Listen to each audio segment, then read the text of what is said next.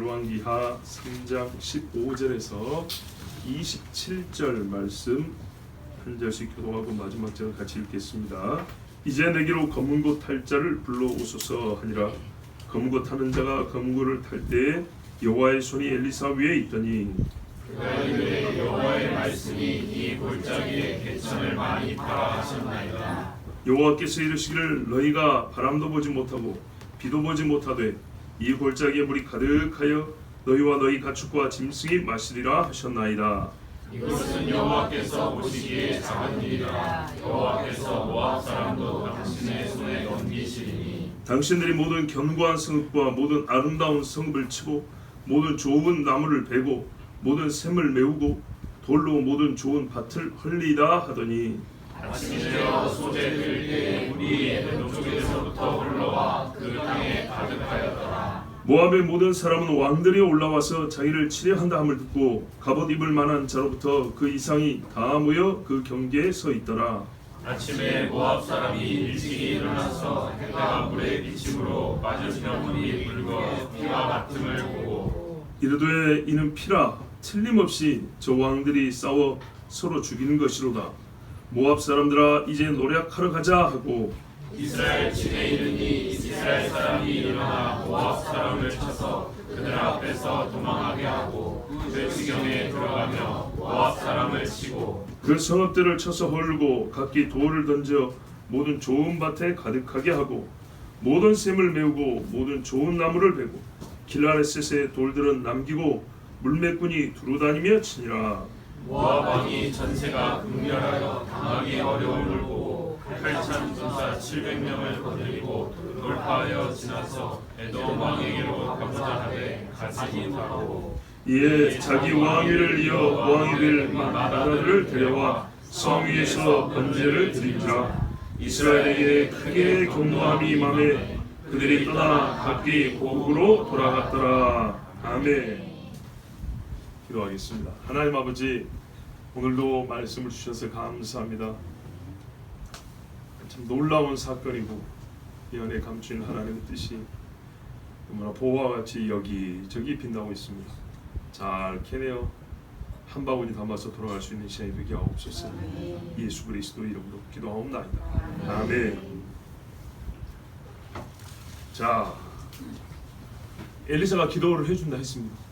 이 군대를 위하여서 여호사밧의 얼굴을 보고 내가 하나님께 간구하겠습니다 했는데 이제 기도하려고 누구를 불러달라고 했어요? 누구죠? 검은 고 탈 자. 이게 이제 번역이 좀 한국식이에요. 에? 검은 거는 한국 악기잖아요. 그러니까는 무슨 말하면 하프라고 할 수 있겠죠. 예, 이렇게 현악기, 손으로 튕기는 하프 같은 거. 이스라엘 가서 보셨죠? 큰 거, 뭐 작은 것도 있지만은 자, 요거를 이제 뜯을 때 엘리사가 기도를 했다 이 말입니다. 자, 요 기도 방식을 보고 이름하여 신학에 구하여서 신이 대답해 주시면 그거를 듣고 사람들에게 알려주는 것을 뭐냐면 신탁이라고 합니다. 신탁. 네. 신이 내린 말씀을 듣고 사람들이 알려주는 요 과정을 신탁이라고 하는데 고대 동방의 신탁 방법이다. 신탁 방식이다. 보면은 발람도 그러잖아요. 노래하는 자 불러달라고 그러고. 그렇게 이제 보면 어떻게 되냐? 아, 이스라엘이 하나님 섬기는 것도 사실 동방의 여러 종교와 본질상 똑같은 여러 다신주의 중에 하나일 뿐이다. 특별한 거 없다. 고유한 거 없다. 유일한 신이 아니고 동방의 신들 다 이런 식으로 기도하고 다 이런 식으로 신탁을 받았다. 그러면 하나님도 다를 게 뭐냐? 그냥 여러 잡신하고 똑같이 이렇게 보는 학자들이 있습니다. 많습니다. 그래서 이스라엘에 유별난 게 없다 이렇게 생각합니다. 아닙니다, 여러분. 그렇게 와버리면 어떻게 돼요? 하나님은 이스라엘의 하나님도 아니고 이스라엘의 하나님이어야만 논리적으로 우리의 구원자가 되시는데, 그렇죠? 열방의 구원자가 되시는데 유일한 신이 아니고 여러 동방의 잡신하고 똑같다면 어떻게 하나님이 열방의 구원자가 될 수 있겠습니까? 그러지 않습니다. 자, 그러면 이 관계를 어떻게 해석해야 되냐? 어떻게 했어야 되냐? 잘 보세요, 여러분. 물이 없어요. 군대가 지금 수만 명 있어요. 시끄러울까요? 조용할까요? 시끄럽겠죠. 여기 믿음 있는 사람들만 있습니까? 믿음 없는 사람이 훨씬 더 많습니다. 우상 섬기던 자, 우상 섬기는 방법으로 살아왔던 사람들이 훨씬 많습니다. 여기서 여러분 혼자 기도하라면 할 수 있겠어요? 기도의 분위기가 잡히겠습니까? 기도의 분위기가 없어도 혼자는 기도할 수 있지만 이 백성에게 누가 기도하며 왜 기도하며 어떻게 기도하는지 무엇을 위하여 기도하는지 알 필요가 있죠. 그리고 자기들을 위하여 기도한다면 같이 있어야죠. 여러분 만약에 신방 가가지고 신방 대원과 제가 기도하는데 본 식구들은 저보다 텔레보고 있다면 말이 됩니까? 안 되죠. 그렇다면 이 사람들이 지금 엘리사와 같이 뭐 해야 되겠어요? 기도해야겠죠. 최소한 진짜 이만큼으로 해야 돼. 기도의 분위기라도 동참해야 될 거 아닙니까?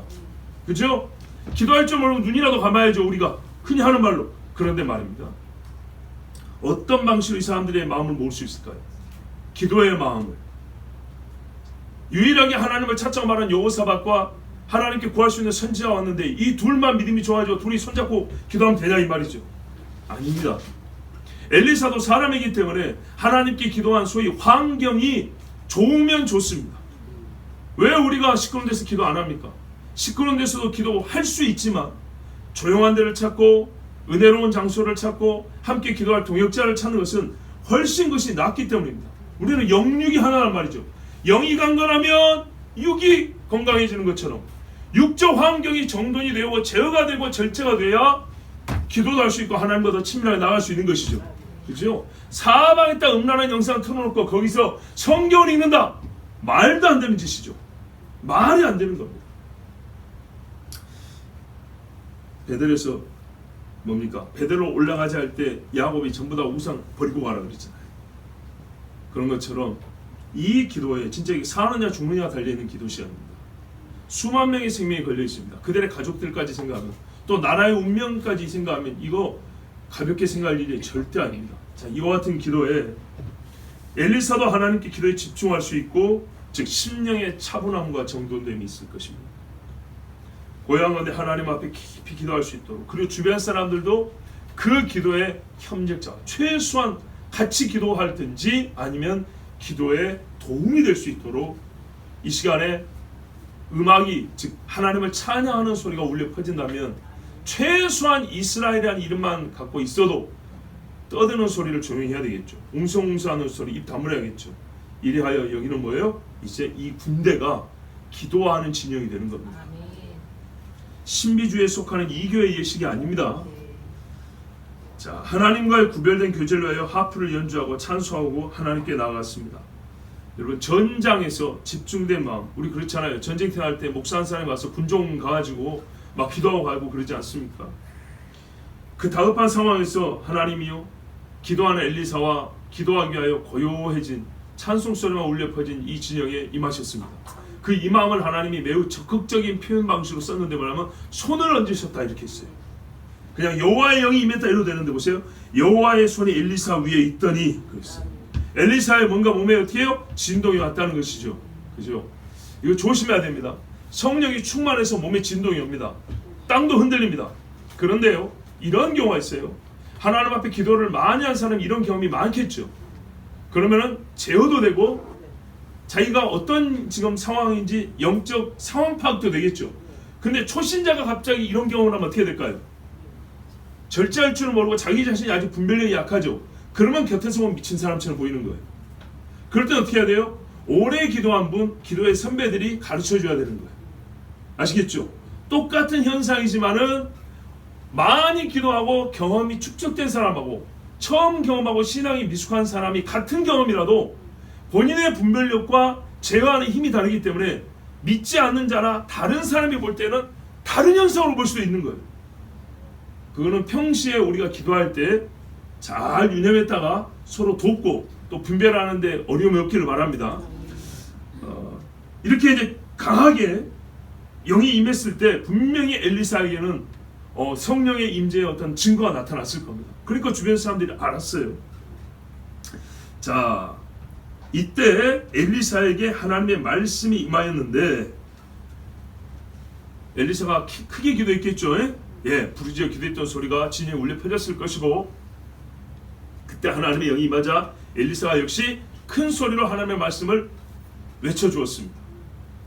16절에 여호와의 말씀이 이 골짜기에 개천을 많이 팔아 하셨나이다 그랬습니다. 자, 하나님의 기도 응답이 내려왔습니다. 골짜기. 제가 늘 말씀드리지만 골짜기가 우리가 말하는 계곡이 아닙니다. 산과 산 사이에 군대가 지를 층쳐도 넓은 벌판을 골짜기라고 합니다. 이쪽에도 산이 있고 저쪽에도 산이 있으면 이 가운데를 골짜기라고 부릅니다. 넓은 하나의 들판이라고 보면 돼요. 산과 산 사이에. 뭐 굳이 예를 들면은 저기 포천에 가면은 들판 있죠. 산들 높은데 중간에 포천 평야 같은 데 있잖아요. 저만 알고 있나요? 아니죠. 예, 그런데 예, 그런데. 자, 근데 말입니다. 그냥 비를 내려주시면 될 것인데 개천을 팔아. 이게 여러분 왜 하나님이 이런 일을 시켰어 보세요. 이게 시험입니다. 시험. 믿느냐? 예, 믿습니다. 내가 너에게 물 줄 줄로 믿느냐? 예, 믿습니다. 그러면 개천 파, 그 말이에요. 근데 이게 왜 믿음의 시험이냐? 지금 마실 물이 없어요. 퇴각하면서도 마실 물이 없어서 다 목말라 죽을 지경이에요. 그런데 마실 물이 없는데 물기를 내라고요. 이게 상황이 모순한 게 아니라 일하는 사람들이 물을 마시면서 일해야 될 거 아닙니까? 일하면서 마실 물이면 우리가 후퇴를 하지 차라리. 이거 파놨는데 물 없으면 어떨 겁니까? 땅 파다가 전부 다 지쳐 죽겠죠. 무슨 실개천 파라는 게 아닙니다. 말하자면 우리 정릉천 있죠. 저 정도 수준으로 파란 얘기입니다. 근데 군대가 지금 엄청나게 많잖아요. 그러면 그런 거를 어떻게 해요? 여기저기 몇 길로 파란 얘기입니다. 몇 길로.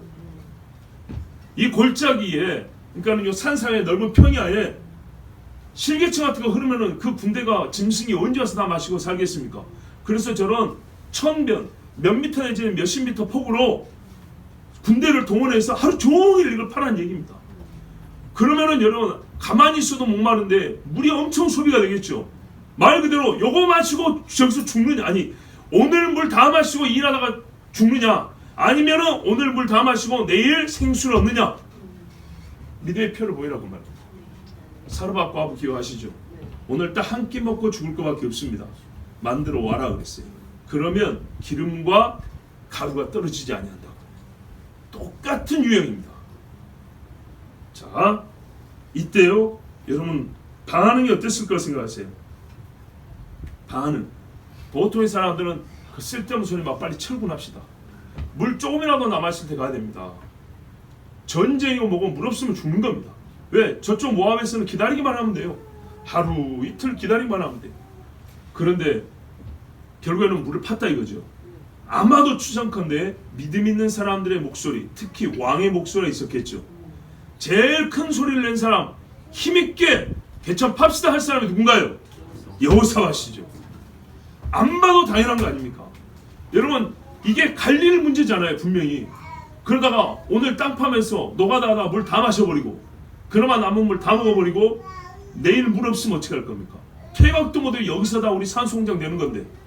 그런 진영이 있었을 것이고, 아니다 선지자를 통해 하나님 앞에 기도했으니까 우리가 응답 받았으니 개천 파자는 파가 있었을 것이고, 근데 결국 팠다는 말은 믿음 있는 사람들의 소리가 우세했다는 얘기인데 여기에 분명히 여호사밧과 유대의 군대가 소리가 컸을 거라고 봅니다. 자, 에돔은 문제가 안 되죠. 에돔은 애시당초 믿음 있는 사람들이 아니니까 이스라엘 군대와 유다 군대 중에 유다 군대 쪽에 힘이 실었을 것이고, 그리고 이 말 듣고 여호람 왕도, 북쪽의 여호람 왕도 그래 봅시다 했을 것이고, 자 이렇게 해서 이제 팠습니다. 예, 과부의 믿음만 있으면 되는 겁니다. 이때 17절에 보세요. 그런데 뭔 놀라운 이야기를 하냐? 개천을 많이 파면 비가 와서 넘치리라. 이렇게 말씀 안 했어요. 사실 그렇죠. 비가 올 것 같으면 개천을 팔 필요가 있나요? 그릇 받쳐놓으면 되지. 그죠? 비는 안 내린다는 얘기예요. 이가 여러분 이게 더 놀라운 겁니다. 무슨 말이냐? 주여 양태에만 이슬이 적게 하시고 땅에는 이슬이 내리지 않게 하옵소서. 반대로 땅에만 이슬이 내리가 아니고 꼭 이 양털 뭉치에만 이슬이 안 적게 하옵소서. 그런 말이거든요. 이 넓은 평야에 비가 내리면 산이고 들이고 다 물이 적셔질 거 아닙니까? 그냥 그대로 받아 마시면 되는데 놀랍게도 물길을 내놓으면 그 물길에서만 물이 솟아서 흐른다는 얘기예요. 그러니까 기적인 거죠. 그래서 하나님 말씀이 그래요. 바람도 보지 못하고 구름도 안 가져온다는 얘기예요. 비도 보지 못하되 이 골짜기에 물이 가득하여 원자는 개천을 파라다니. 그러니까요. 골짜기가 넓은데 개천을 여러 개 파잖아요. 신장로를 물길로 여러 개 내놨단 말이죠. 한 대여섯 개 냈다 치면 거기에만 물이 쫙쫙 흐르면 전체 이 골짜기에 물이 가득하면 똑같죠. 그러면은 줄줄이 써가지고 이스라엘 제1사단 와서 마시고 에돔 제2사단 와서 마시고 이렇게 해가지고 말이에요. 기병대 와서 마시고 보병대 와서 마시고 이렇게 마시면은 하루에 다 마시고 남다 이 말입니다. 그러면 이 물이 어디서 나온단 말이죠? 땅에서 나온단 말이에요. 땅에서. 광야 반세에서 물이 솟아 나온 것처럼. 그러면 이게 얼마나 놀랍냐? 광야에 체험하는 거예요. 이스라엘 군대가 바알 섬기고 아세라 섬기는데 몇 년 전에 엘리야 사건 알죠? 엘리야 사건을 보거나 들은 사람이라면 오늘 그와 비슷한 사건을 보는데 더 놀라운 사건을 보는 거예요. 더 놀라운. 그날에는 말입니다. 산꼭대에 있는 사람만 봤다 치면은 오늘은요 이 넓은 광야에 수만 명이 같이 보는 겁니다. 그런데 참 재밌는 게 보세요. 개천을 어디서부터 어떻게 파란 말 안 했죠. 이렇게 팔 수 있어요. 그렇죠? 한 점에서 시작해서 이렇게 퍼져나와서 팔 수 있죠. 그런데 부채꼴로 팔지 않고 그냥 전부 다 나란히 파면요. 물 근원이 한 군데에서만 나오는 게 아니라 판대 시작점마다 전부 다 물이 나온다는 얘기죠. 얼마나 놀랍습니까? 그런데 판 개체만 물이 가득한 거예요. 밖으로 안 나가요. 이야. 그래서 전 골짜기에 물이 가득하게 된다는 겁니다. 넘치도록 준다는 거예요. 미스터 롱빈, 뭔 말인지 알겠죠? 네. 그래서 너희와 너희 가축과 짐승이 마시리라. 넉넉히 마시고도 남을 만한 물을 주신다는 거예요. 옛날에 광야에서 그 많은 사람들과 짐승이 다 마시고 남았던 물처럼. 예, 지금도 그 흔적이 있잖아요. 바위를 깨부시고요. 물살이 얼마 센지 돌이 매끌매끌하게 미끄럼틀처럼 녹아있어요. 물이 계속 흘러가지고. 와. 자, 그런데 18절에 보세요. 여호와께 능치 못할 일이 있겠느냐? 그것을 수백 년 만에 하나님이 다시 말씀하는 것 같아요. 사라에게 했던 말씀을 보세요. 이것은 여호와 보시기에 작은 일이라. 네, 너희 몇만 명 물 주어 살리는 건 아무것도 아니다. 작은 일이라. 히브리 말로는 가벼운 일이라 이렇게 돼 있어요. 깃털처럼 가볍다. 아무것도 아니다. 이후에 뭔 일이 있었습니까? 사마리아 성에 기근이 있어가지고 자식을 잡아먹는 일까지 있었죠. 그때 이 왕이 오늘은 엘리사 때문에 살았는데 엘리사한테 또 화가 났어요. 왜냐하면 엘리사가 아람 군대 화를 돋궈가지고 아람이 지금 포위해서 죽게 됐다 이 말입니다. 그래서 엘리사 전원복부터 쳐야 된다고. 그러니까 군인들이 엘리사 잡으러 왔는데 엘리사가 뭐라 그럽니까? 방 안에서 백성의 장로들과 대화를 하다가 하나님의 영이 딱 보여주니까 왕이 나 잡으려고 사람 보내는구나. 문 잠궈라 그랬어요. 문 잠궈 놓고 나서 군대가 밖에서 막 문 열어 이러니까는 너희 왕에게 가서 말해라. 내일 이맘때 사마리아 성에 뭐 하나에 얼마고 뭐 하나에 얼마인데 값이 툭툭 떨어져 가지고 그렇게 너희가 먹을 것에 넘쳐나리라. 가서 말해. 나 죽이라고 그러지 말고. 그때 듣고 뭐라 했어요? 하나님이 하늘에서 창을 내신들 이게 되겠느냐? 옛날에 광야에서 했던 소리 똑같죠? 하나님이 뭐라 했어요? 여호와의 손이 짧아졌냐? 그 말한 놈 너는 먹지 못하고 죽으리라 그랬죠. 그 왕에 보낸 감독관 엘리사 말을 듣고 참 말도 안 되는 소리. 하나님이 하늘에서 창이라도 내시겠냐? 그런다 하더라도 되겠느냐 했던 그 사람은 백성이 밟아 죽여버렸다고 했어요. 자, 그때 뭐래요? 하나님이 이스라엘 백성 사마리아 사람들 살리는 거 쉬운 일이었어요. 그때는 거꾸로 어떻게 했냐? 아람 군대로요 막 병거 소리를 듣고 겁나서 물건 놓고 도망가게 만들었어요. 근데 오늘은 꼭 반대 상황입니다. 뭐 다 아시는 이야기니까요. 자, 작은 일이었어요. 그리고 하나님이 또 뭐라 그러냐? 너희가 원하던 것도 허락해 주마. 모압 사람도 너희 손에 넘겨주리라. 모압 사람과의 싸움에서 지금 폐색이 짙은 상황인데 역전을 시켜서 너희가 승리하게 해주리라 그랬어요. 자, 그런데 우리가 이제 이럴 때 보면요, 하나의 사건이 또 하나의 사건과 연결된다는 거, 그렇죠? 물을 주었다는 것은 전쟁을 하라는 얘기고요, 허락했다는 얘기잖아요. 이제 이럴 때는 우리가 이렇게 말씀 직접 듣기도 하지만 때로는 직접 듣지 못할 수도 있어요. 그럴 때는 하나의 사건을 보고 그 다음 일을 예견해 보는 것도 지혜가 필요한 것이죠. 예, 지혜가 있으면 예견할 수 있습니다. 또 그 다음 일을 준비하는 것도 필요합니다. 우리가 교회 사역할 때도 두 가지, 세 가지 사건이 이렇게 연결되어 있을 때 하나님 앞에 걸 하나를 허락하면 우리가 뒤에 것도 기도하는 중에 있다면 아마 허락하시는가 보다 이렇게 생각이 가능한 일들이 더 많습니다. 자, 그런데 모압하고 싸워 이길 것인데 싸움에 형태는 즉 모압에 대하여 너희가 할 일이 있다. 이것을 하나님이 조건으로 내걸었어요. 이게 19절인데 한번 읽어볼게요. 같이 시작. 당신들이 모든 견고한 성읍과 모든 아름다운 성읍을 치고 모든 좋은 나무를 베고 모든 샘을 메우고 들로 모든 좋은 밭을 벌리라 하더니 아멘. 사실은요 모압 군대하고 지금 싸워가지고 왕만 무릎 꿇게 하고 조공 바칠까요 안 바칠까요? 바치겠습니다. 잘못했습니다. 그래 너 약속했으니까 일단 담보로 포로 몇 사람 끌고 간다. 이러면 될 문제예요. 굳이 뭐 땅을 황폐화시킬 필요가 없다. 왜? 아니 조공을 받으려면 땅이 제대로 남아있어야 될 거 아닙니까? 그런데 하나님의 말씀은요 이 왕들의 전쟁 목적에 더 나가버립니다. 그죠? 이 전쟁은 땅을 완전히 정복하자는 게 아닙니다. 그게 아니고 모압 왕을 굴복시켜서 조공 다시 바치게 하면 되는 겁니다. 그걸 확실하게 하기 위해서 우리가 보통 담보로 포로를 잡아가는 거거든요. 포로도 이제 귀족을 잡아간다든지 왕족을 잡아간다든지 뭐 그 나라의 그 뭐 왕의 자식들을 잡아간다, 형제를 잡아간다 이런 거단 말이죠. 그 정도 하면 됩니다. 땅을 이렇게까지 아주 그냥 묵사발을 만들 필요가 없어요. 그런데 하나님이 굉장히 엄격한 파괴를 명합니다. 물 마셔서 살게 해주고 전쟁 이기게 해줄 거야. 그런데 너희가 전쟁할 때 너희 계획은 이렇게까지 계획을 세워오지 않았겠지만 나는 너에게 말하노니 그 땅을 파괴시키고 와요.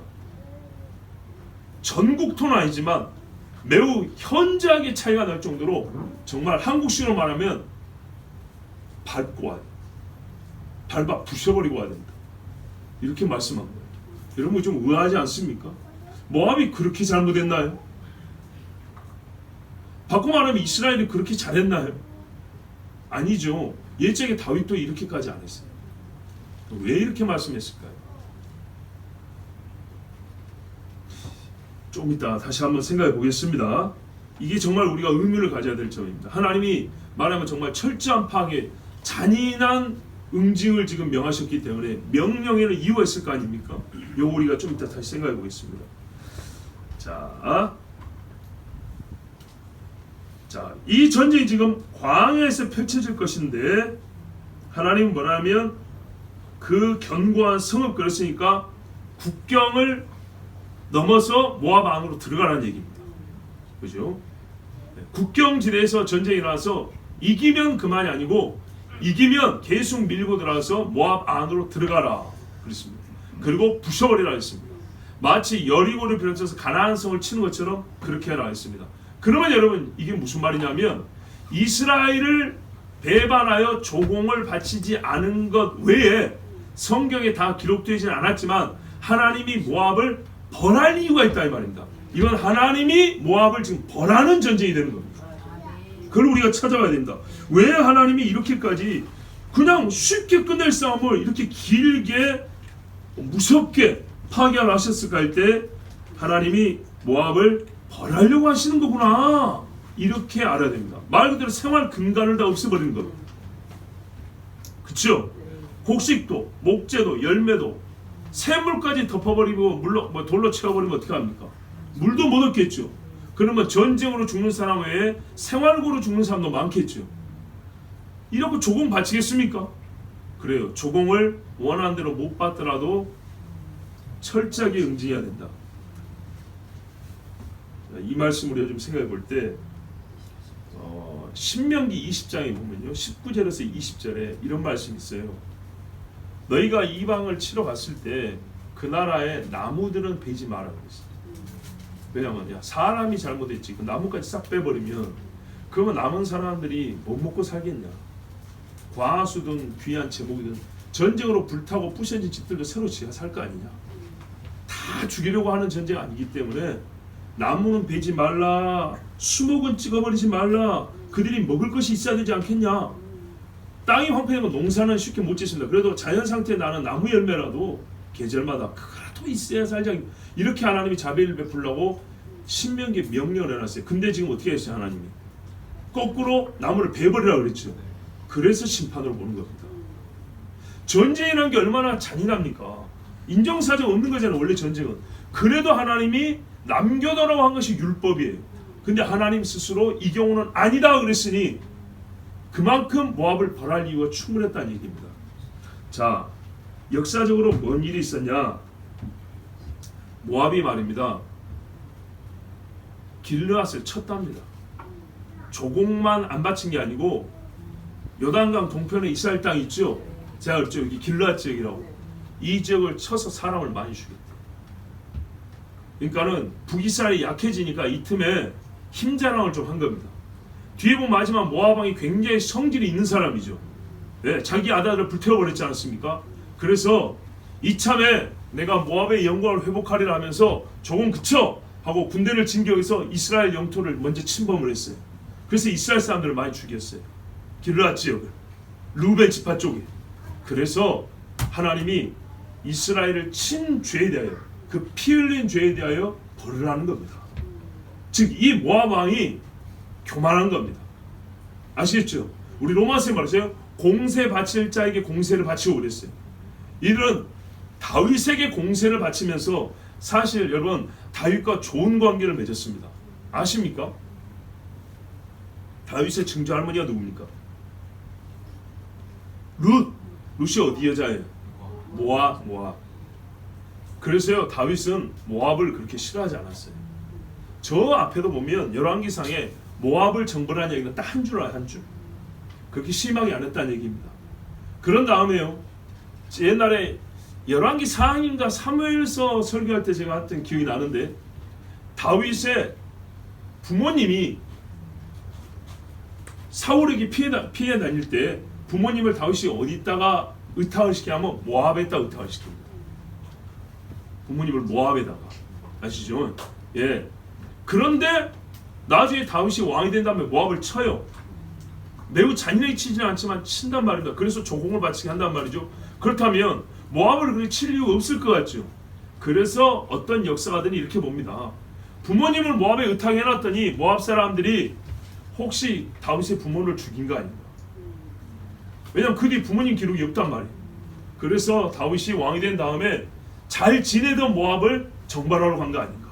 그러나 외가 고향이고 한때 부모님을 돌봐줬기 때문에 모압을 그렇게 아주 잔인하게 치진 않고 딱 한 주로 모압을 쳤다. 그리고 조공을 바치겠다. 이런 거 아닌가. 자, 그 뒤에 이제 이스라엘에 조공을 바치는 나라가 됐단 말입니다. 그런데 이 아합이 죽었을 때 북쪽에 영향을 받고 있다가 우리가 벗어나자 하고 이스라엘을 먼저 쳤고 그리고 조공을 끊었어요. 그래서 북쪽의 왕이 전쟁을 일으켰다. 이게 이제 역사적으로 그렇게 알려지고 있습니다. 자, 바로 이 죄입니다. 이 죄. 모압이 교만했다는 겁니다. 그런데 모압에 대한 훗날 종말의 심판이 이사야에 기록이 되어 있습니다. 지금 이 전쟁은 이사야가 태어나기 전의 이야기입니다. 근데 나중에 이사야가 예언한 모압에 대한 심판 예언을 보면 마치 오늘 사건을 보는 것 같은 내용이 들어있어요. 그게 무슨 말이냐? 읽기 전에 한번 보세요.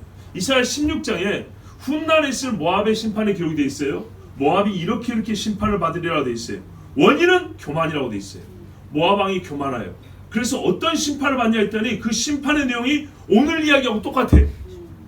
그러면 서로 교차해서 대조해 보면 되죠. 무슨 말이에요?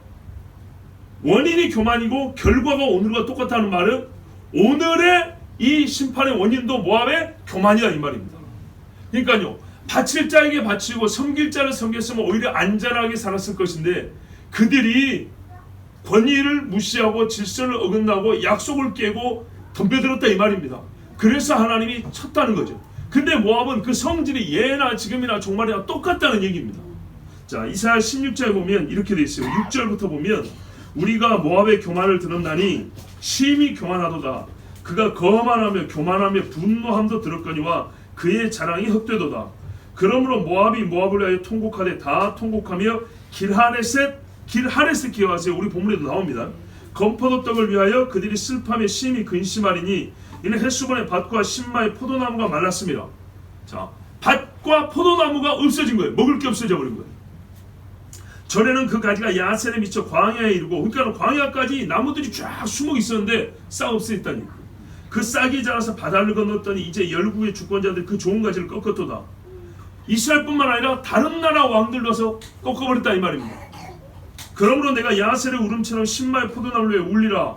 이제 모압에 통곡이 있어요. 헤스본이여 엘랄레여 내 눈물로 너를 적시리니 너의 여름실과 내 농작물의 즐거운 소리가 그쳤습니다. 즐거움과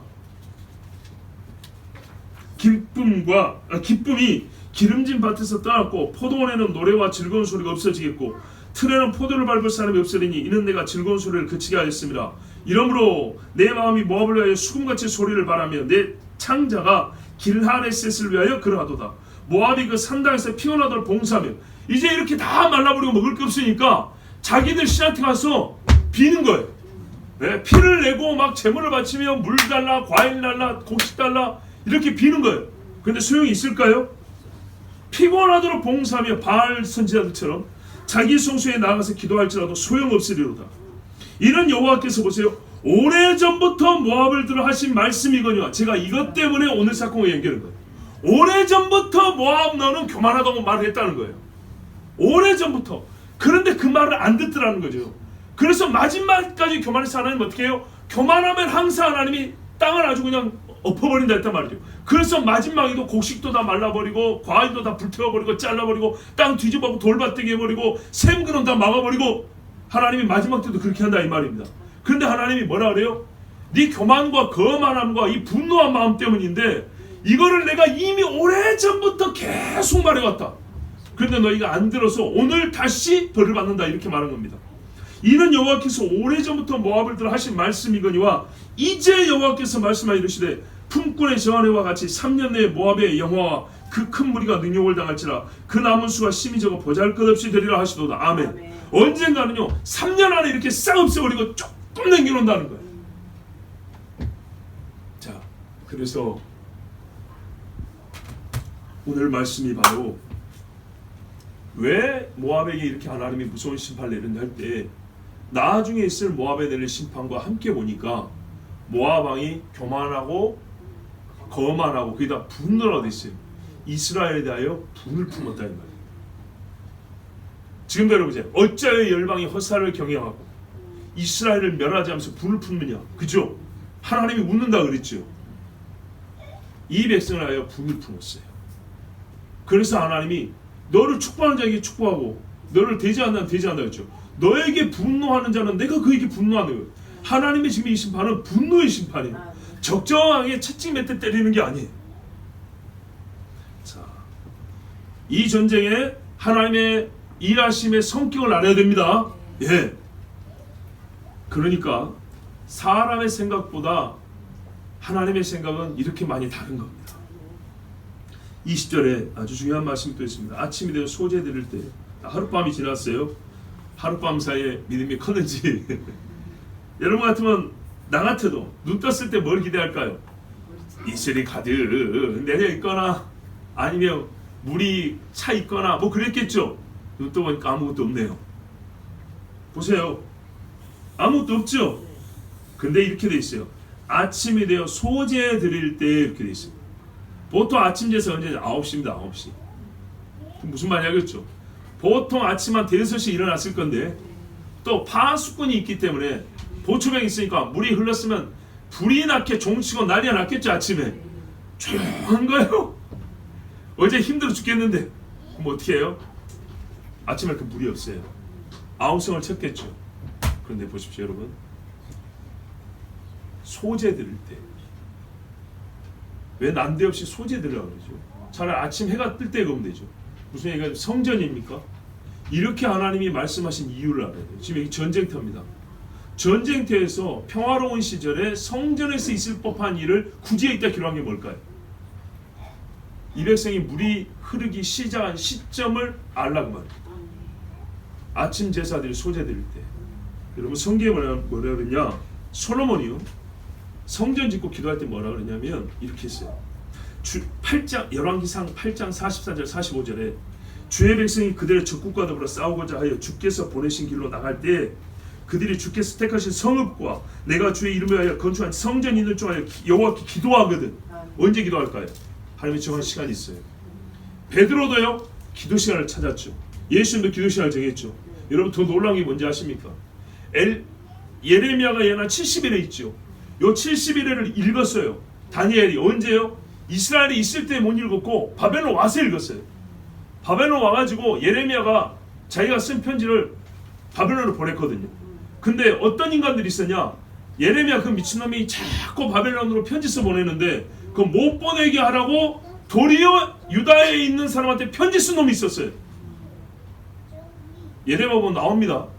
그 정신 나간 놈이 우리가 마한다고 지금 이렇게 포로 잡혔는데 화나 죽겠는데 뭐 70년 어쩌고 2년 있으면 돌아가야 되는데 제발 그 정신 나간 놈 입 좀 다물게 하라고 그놈 좀 잡아들이라고 바벨론에서 유다로 편지 쓴 사람이 있었어요. 근데 예레미야가 바벨론으로 편지를 써 보냈기 때문입니다. 그래서 다니엘이 어려서 포로로 잡혀왔는데 그 후에 예레미야가 쓴 편지를 전해받고 읽어보니까 70일가 나와 있는 거예요. 근데 뭔 말인지 알 수가 있어야죠. 그 뛰어난 다니엘도 그 사람 앞에 기도했어요. 근데 뭐라고 돼 있냐?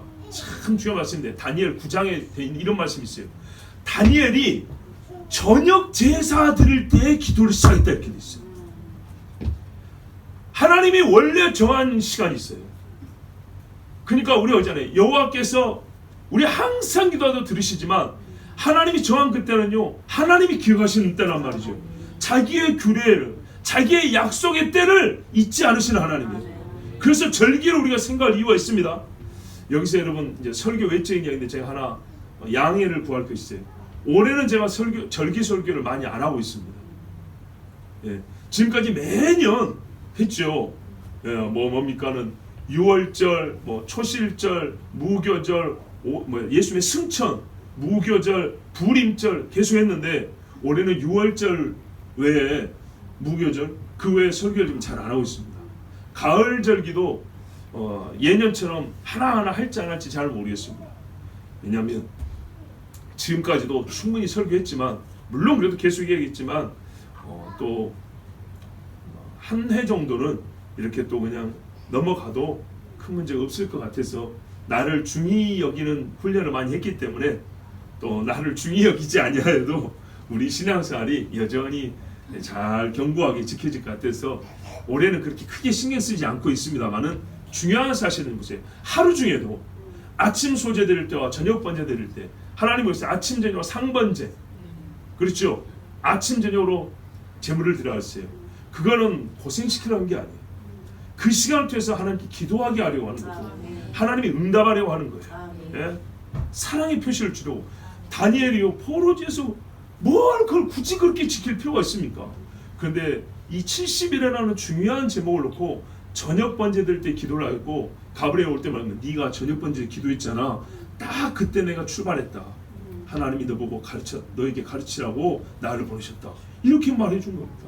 오늘도 마찬가지입니다. 전쟁터에서 북이스라엘 사람이 아침 번제 아침 소제가 어디 있어요? 아침에 누가 고기 태워서 하나님께 드리고 누가 곡식 태워서 하나님께 드렸단 말입니까? 잊어버린 지가 지금 언제입니까? 그런데 아마도 누가 있을까요? 여호사밧. 그죠? 여호사밧이 최소한 기도를 했을 겁니다.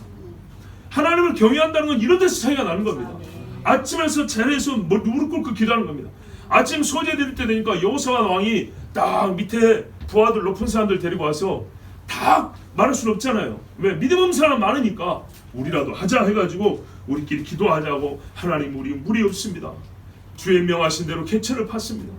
주님 보셨지 않습니까? 우리 현실적으로 생각해보자고요. 어제 군인들이 그나마 남은 물을 가지고 후퇴도 못할 지경인데 개천 파냐 물 다 마셔버리면 오늘 우리 목숨을 걸고 물을 팠습니다. 주님 우리를 불쌍히 여겨주시옵소서 하고 기도했지 않겠습니까?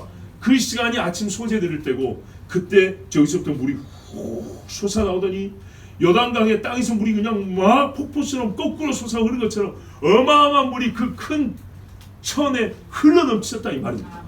그랬을 때 여러분 이스라엘 백성이 진짜에서 대각성을 하고 돌아가야죠. 신앙의 큰 교훈을 얻고 돌아가야죠. 그렇구나. 전쟁에 이기는 것이 왕들이 셋이 모여도 되는 문제가 아니구나.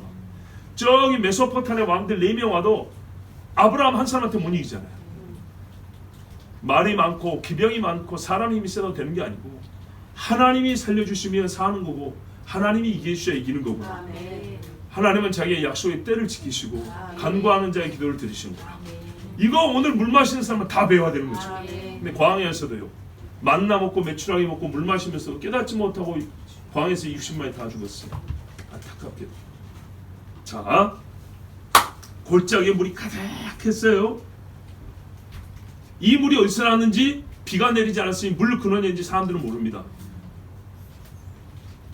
물로 된 포도주를 맛보고 사람들은 어디서 난 것인 줄 알지 못하나 물을 가져온 하인은 알더라. 기도한 사람은 알겠죠. 예, 땅에서 솟아 깊은 샘이 터진다 했죠. 하나님께서 터뜨려가지고 물을 준 겁니다. 여러분, 우리 신앙에도요, 이제 여러분 이거를 좀 축소시키면 개인에게도 이런 일이 일어납니다. 능히 일어납니다. 하나님과 정한 시간을 잘 지키시기 바랍니다. 어려울 때 주께 구하십시오. 생수를 주십니다. 자, 이때 모압은 어떤 준비를 하고 있었냐? 왕들이 온다 하니까는 자기들도 굉장히 급한 상황이잖아요. 그래서 갑옷 입을 만한 자, 이름하여 소년배이겠죠. 그리고 노년까지 다 모여가지고 국경지대에 이제 진을 치고 섰습니다. 한판 붙으려고. 그런데 소식 들었죠. 왜? 우리 전부 다 정찰병을 보내지 않습니까? 저쪽에 물이 없다.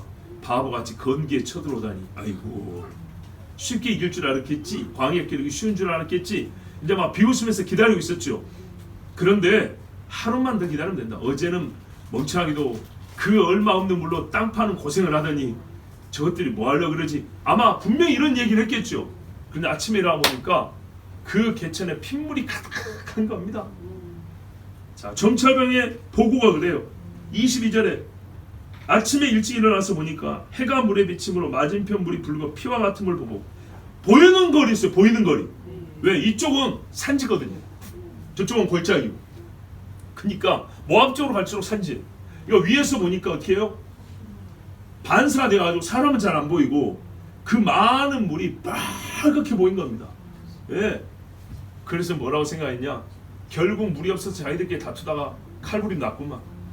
아이고, 꼴 좋다. 어제 개천 파더니 자기들 피로 다 채웠네.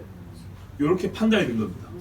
그런데요, 하나님이 이들을 망하게 하려니까 한 번 더 사람을 보내보면 좋잖아요. 그렇죠? 근데 어떤 성질 급한 사람, 욕심 많은 사람이 이렇게 말했어요. 야, 이제 우리 가서 털어오면 된다. 가자. 그러니까 이게 분위기가 말이죠. 삽시간에 신중해야 된다. 한번 확인해야 된다. 이런 말은 들리지도 않고 가자 하고 막 사람들이 일어난 겁니다. 왜? 핏물이 저리 가득한데 전부 다 전멸했지 않겠냐. 치고받고 싸우고 해가지고, 왜? 물도 없는데 우리를 데리고 왔네. 뭐 내 계획이 아니었네. 네가 잘못, 이러면서 칼 한번 휘두르면 끝나는 거죠. 그렇게 생각한 겁니다. 자, 이래 해가지고 이 사람들 말이 23절에 이는 피라 틀림없이 저 왕들이 싸워 서로 죽인 것이로다. 모압 사람들이 이제 노력하러 가자. 정말 자기들이 원하던 시나리오입니다. 서로 치고받고 죽는 거. 네, 그렇게 됐다는 겁니다. 그래서 믿어버렸어요. 확인을 안 하고 믿어버렸어요. 그래요, 우리가요, 원하는 것만 말하는 입을 가진 사람일수록 자기 말을 잘 믿습니다. 그리고 자기 말을 잘 믿는 사람일수록 잘 속습니다. 자기 자신에게 조심하시기 바랍니다. 원하는 것이 아니라 사실을 확인해야죠. 자, 그래서 이스라엘 지내왔어요. 대부분 여러분 병기를 들고 왔을까요? 안 들고 왔을까요? 안 들고 왔죠. 왜? 싸울 적은 없지. 훔쳐갈 물건은 많지. 손이 비어있어야 물건을 많이 가져갈 거 아닙니까? 그래서 그냥 오르러 왔는데 먼저 한 사람들이 와서 보니까 군인들이 그대로 있죠. 스탑해야 되겠죠. 근데 뒤에서 밀고 오는데요.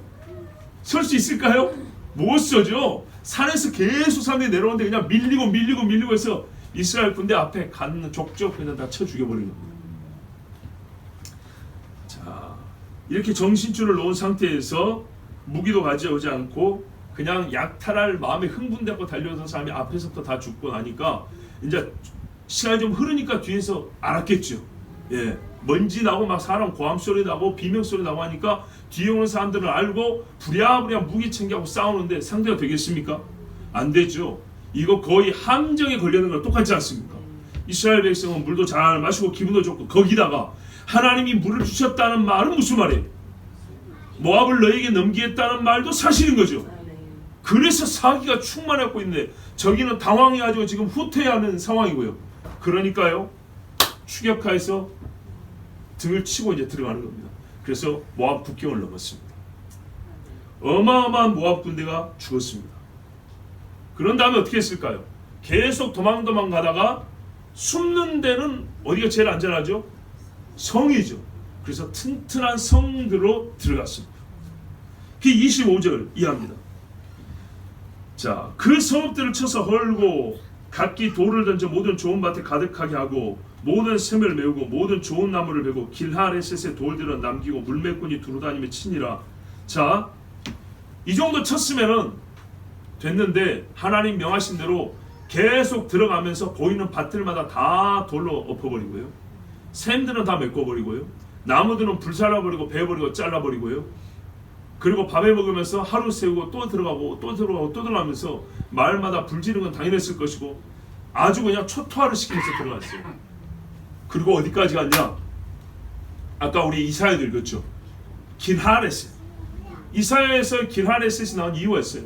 여러분 보세요. 성경에 여러 성이 있지만 그들의 성을 언급할 때는 풍요로운 성, 견고한 성, 아름다운 성, 신앙적, 종교적으로 중요한 성들 이런 것들이 언급이 된단 말이죠. 사람이 많이 사는 성, 그죠?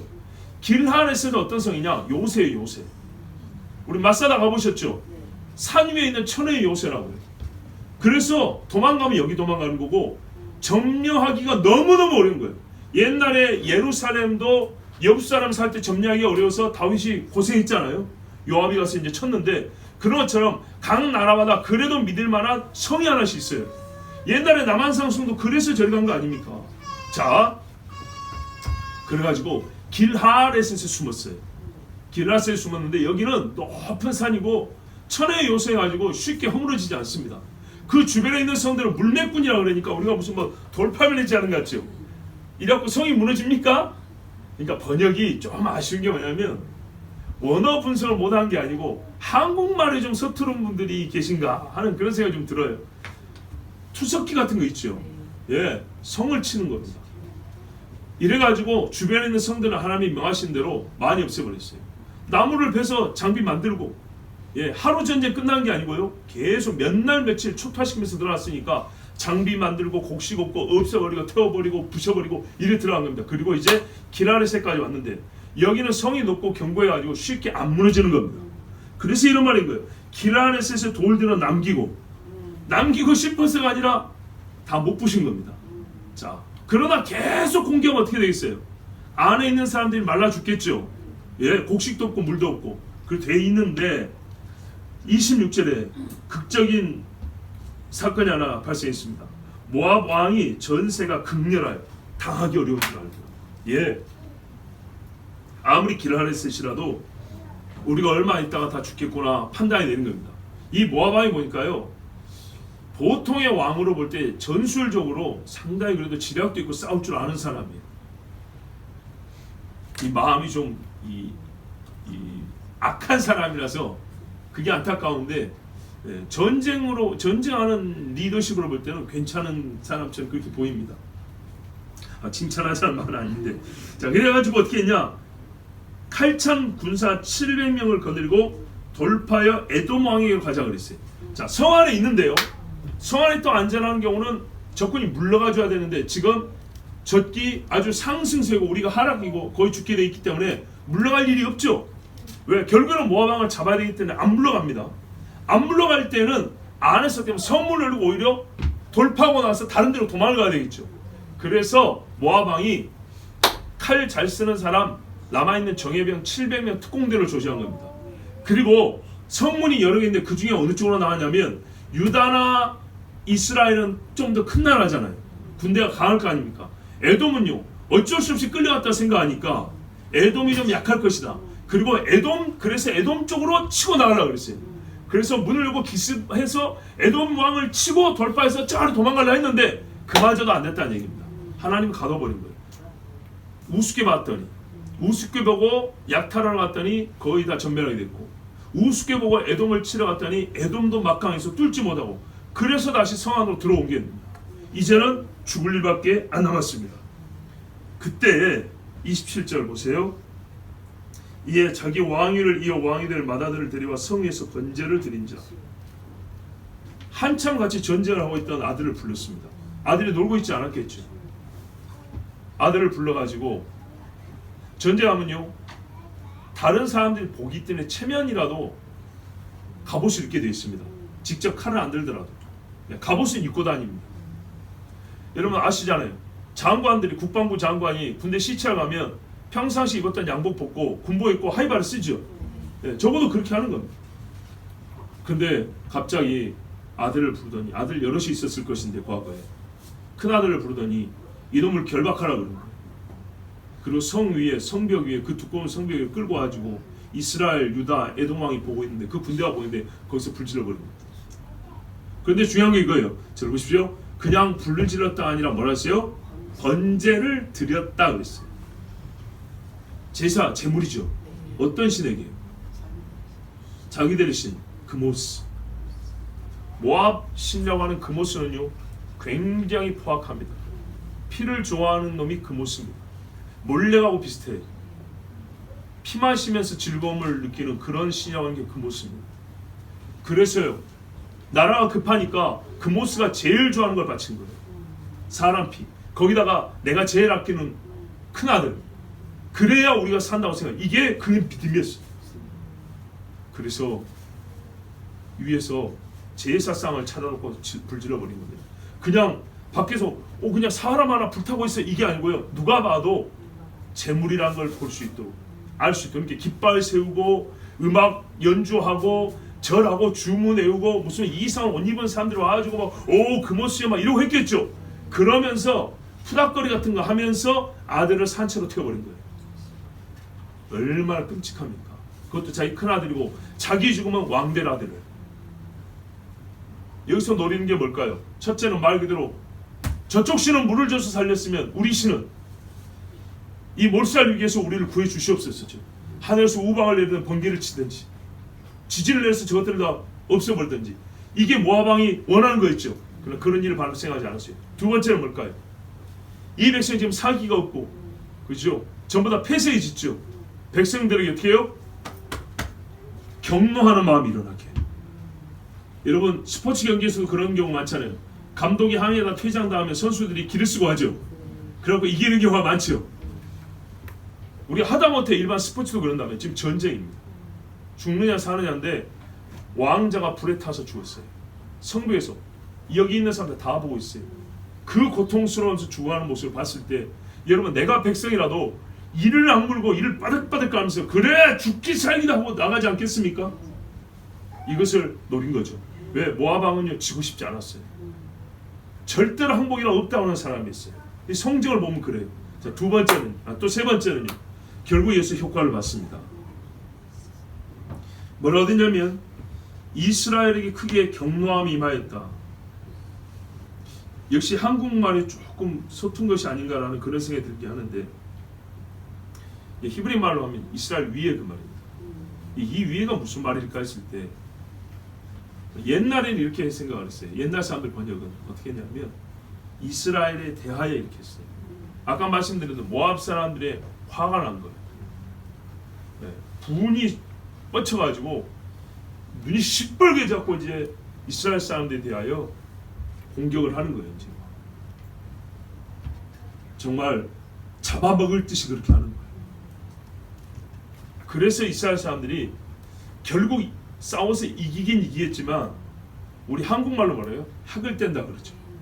아이고 안 되겠다, 알았다, 알아, 내가 간다가 이렇게 하는 거죠. 또 하나는 말입니다. 비슷하긴 한데요. 결과적으로 비슷한데 이스라엘 안에 어떻게 해요? 노함이 일어나. 와, 이게 분노하는 모압 사람을 안 보더라도 불타는 그 모습을 보고 와, 저런 미친놈들 세상에 자기 왕자를 저렇게 태울 수 있냐. 야, 진짜 귀신에게 빠져도 저렇게 됐다 돼. 그래 알았다. 너희들한테 조공받을 생각도 없다. 간다. 이런 식으로 해석하게 번역이 되어 있습니다. 옛날 번역은 전자고요. 우리가 보는 번역은 이 후자처럼 되어 있습니다. 근데 결과적으로는 같죠. 결과적으로는 뭐냐면 이스라엘 사람들의 마음에 어떻게 했냐, 공포가 아니고 공포, 어이구 무섭다 이렇게 간 게 아니고 싸움은 이기는데 저들에게는 굳이 끝까지 싸워서 이길 마음이 없다 이 말입니다. 왜 그러냐? 옛날에 선배들은 이렇게 해석을 했어요. 착한 사람은, 마음이 온유하고 착한 사람들은요, 남하고 치고받고 싸우다가도 그 사람이 거의 뭐랄까요, 광인이 될 정도가 되거든요. 싸움에 지고 싶거나 못 이겨서 아니라 그 사람의 인격이 그렇게 붕괴되는 것을 막으려고 그만둔다고 그랬어요. 여러분, 우리도 그러지 않겠습니까? 싸움을 하고 흥분해도 어느 정도 해야지 저 사람이 정말 짐승이 돼버릴 것 같아요. 그럼 차라리 내가 손해보고 그냥 간다. 이게 착한 사람들이에요.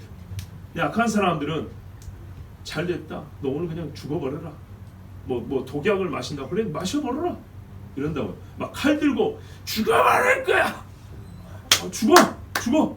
이건 똑같이 착한 사람이에요. 근데 착한 사람은 어떻게 해요? 주먹질까지는 하는데 칼 들고 자기가 죽느냐 어쩌냐면, 그래 알았다, 됐다, 내가 졌으니까 칼 내려놔라, 그래 네 하자는 대로 할게, 그래 그만하자, 이런단 말이죠. 그렇죠? 선한 사람들은 그래요. 싸움도 정도가 있는 거예요. 그죠? 전쟁도 그래요. 전쟁에 도리가 있는 거예요. 그런 것처럼 옛날에 선배들이 이렇게 했어요. 좋다, 저쪽에서 막 쌍심지를 켜건, 아니면 이스라엘 안에서 와 저런 정신나움들 이렇게 했더니 결과적으로 어떻게 하냐? 이스라엘 사람들, 유다 군대는 모압 왕 메사처럼 그렇게 잔인한 사람들이에요. 그렇게 인격이 붕괴될 정도로, 사람이 미쳐버린 짐승처럼 될 정도로, 그렇게 아무리 적군이고 상대지만은 그 지형이 되는 것을 원하지 않는다. 하나님의 사람들은 이렇게 말했어요. 정당한 일을 할 때조차도 상대가 미치지 않도록, 상대가 사람으로서의 최소한의 체면과 그 뭡니까 하는 그 인격의 고귀함을 상실할 정도까지는 가지 않으려 한다. 이것이 우리 사람, 신자들, 하나님을 섬기는 사람들의 마음이기 때문에 여호사밧 왕을 비롯해서 아마 이스라엘 군대는 우리가 이 정도 했으면 됐다 하고, 차라리 조공을 받지 못할지언정 하나님께서 이 정도 승리를 줬으니까 우리 여기서 그만하고 갑시다 하고 갔을 것이다. 이렇게 우리 선배들은 그렇게 해석을 했어요. 저도 그 해석을 따릅니다. 왜냐하면 분명히 뭐냐면 바로 그것 때문에 그들이 떠나 각기 고국으로 돌아갔더라 그랬어요. 이스라엘은 위로 가고 유다는 옆으로 가고 에돔은 아래로 갔습니다. 안타까운 거는 에돔만 제 집으로 가고 이스라엘과 유다가 하나였으면 한 집으로 갔을 텐데, 그런 생각이 좀 있습니다. 그래요 여러분, 유다를 치러 온 바벨론이나 나중에 북이스라엘 치러 온 아수르는 너무나 잔인했습니다. 그렇죠? 너무나 잔인했어요. 그러나 유다 백성은 그렇게 하면 안 되는 거죠. 그렇죠? 우리가 성경에 이런 표현, 우리는 그러하지 말자. 옛적의 광야에서 어쨌든 사람 믿음처럼 우리는 그러하지 말자, 그런 거 있죠. 그런 것처럼 아수르와 바벨론이 그랬다 할지라도 하나님의 백성은 그렇게 가져면 안 되는 겁니다. 오늘 이 말씀을 마치면서, 설교를 마치면서 맥락적으로는 약간 거리감이 있지만 신앙의 원리로 또 하나님의 약속으로는 매우 가까운 한 말씀이 있어서 그 말씀을 읽고 설교를 마치겠습니다. 시편 84편 5절 6절에 주께 힘을 얻고 그 마음에 시온의 대로가 있는 자는 복이 있나이다. 그들이 눈물 골짜기로 지나갈 때에 그곳에 많은 샘이 있을 것이며 이른 비가 복을 채워주나이다. 아멘. 사건의 맥락과는 조금 다르지만은 신앙의 맥락으로는 이렇습니다. 항상 여러분, 우리가 다 죽는가 하는 눈물 골짜기를 지날 때 마음의 시온에 대로가 있다면 이 넓은 길로 하나님이 물을 채워주십니다. 그 물을 마신 자는요, 상대를 굳이 그렇게 말려 죽이지 않습니다. 우리 하나님 앞에 이 시간에 기도합니다. 하나님 아버지, 말씀을 주셔서 감사합니다. 여호와의 승리를 보았습니다. 여호와의 구원을 보았습니다. 하나님이 약속을 지키시는 것, 하나님이 정한 약속의 때에 기도하게 하시고 정말 우리 신앙에 많은 교훈을 주셨습니다. 전쟁만 이기게 해주셨고 물만 마시게 해줄 건 아니라 신앙인으로서의 신앙관을 다시 확립하게 해주셨고 하나님을 섬기는 도리와 예법을 기억나게 하셨습니다. 하나님이 어떤 분인지 알게 해주셨습니다. 오 주여 감사합니다. 우리가 매사 하나님의 도움을 받으면서 하나님을 알게 하여 주시고 하나님을 섬기는 법을 다시 회복하게 하여 주시옵소서. 우리 주여 한번 부르기합니다. 주여